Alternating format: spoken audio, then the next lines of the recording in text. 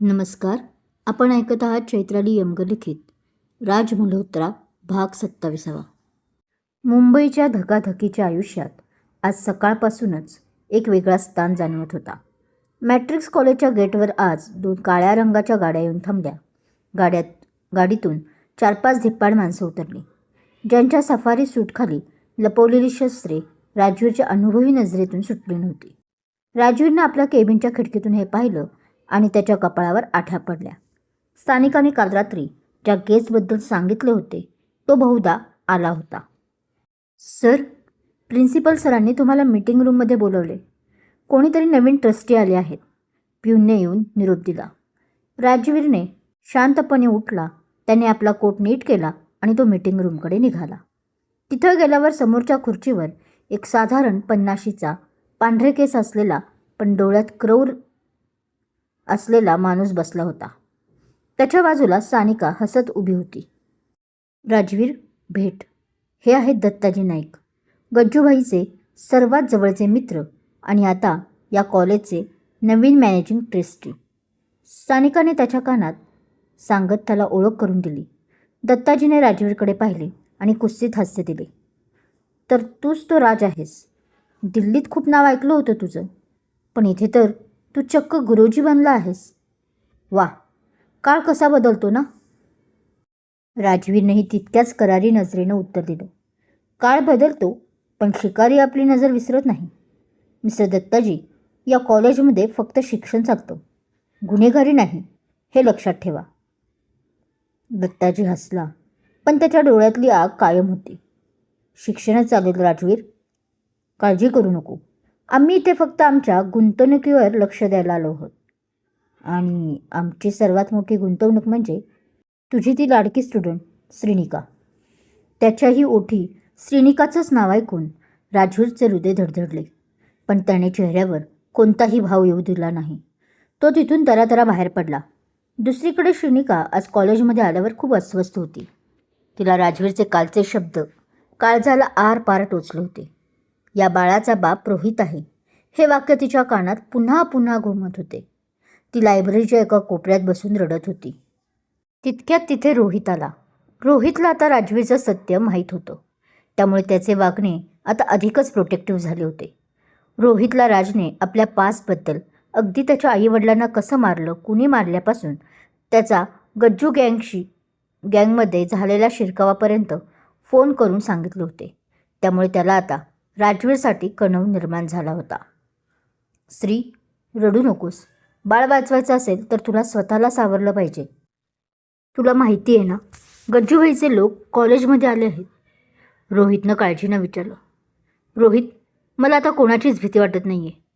ज्याने मला आधार द्यायला हवा होता त्यानेच माझा अपमान केला. आता गज्जूभाईने मला मारलं तरी चालेल.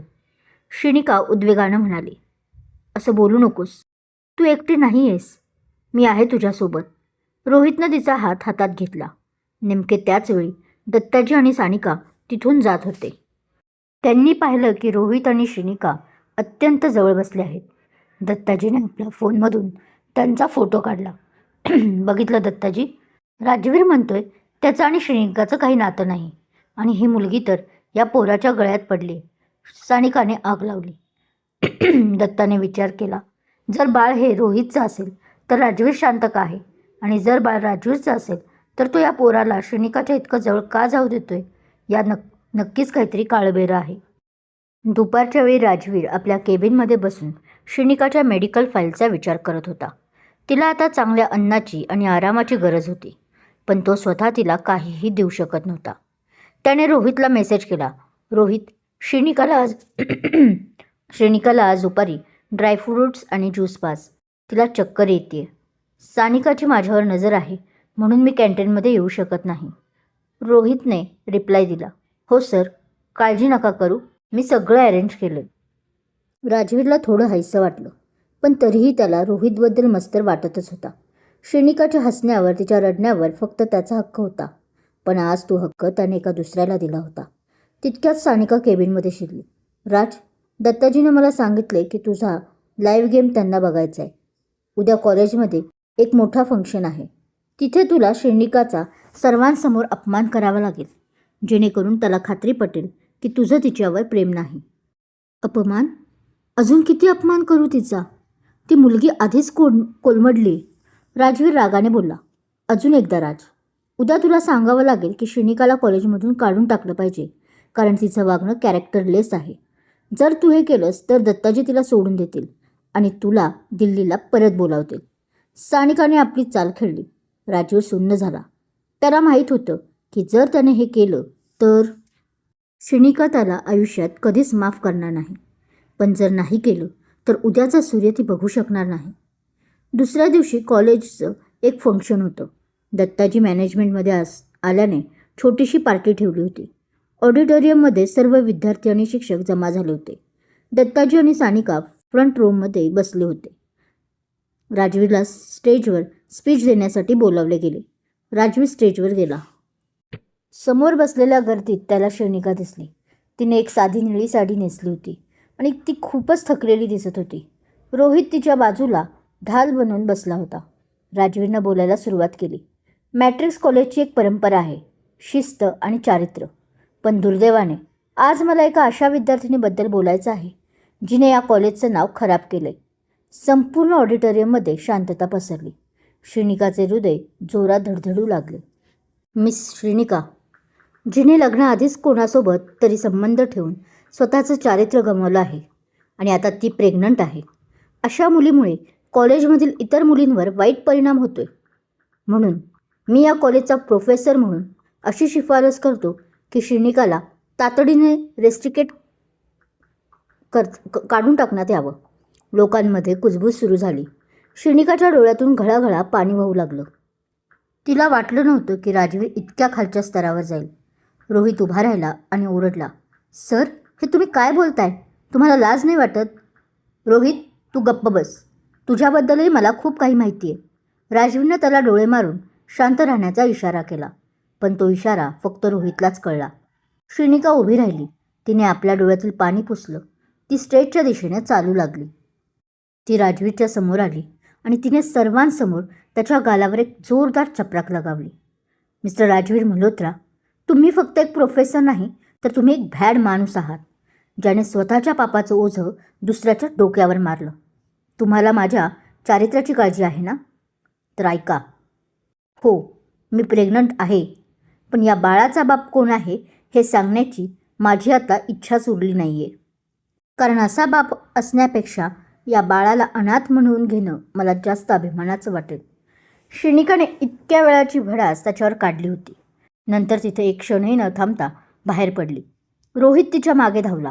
राजवीर तिथेच उभा होता. त्याच्या गालावर श्रीनिकाच्या हाताचे वळ उमटले होते, पण त्याला वेदना होत नव्हती. त्याला समाधान होतं की आता दत्ताजीची खात्री पटली असेल की राजवीर आणि श्रीनिका शत्रू झाले आहेत. रात्री राजवीर आपल्या घराच्या गच्चीवर बसून रडत होता.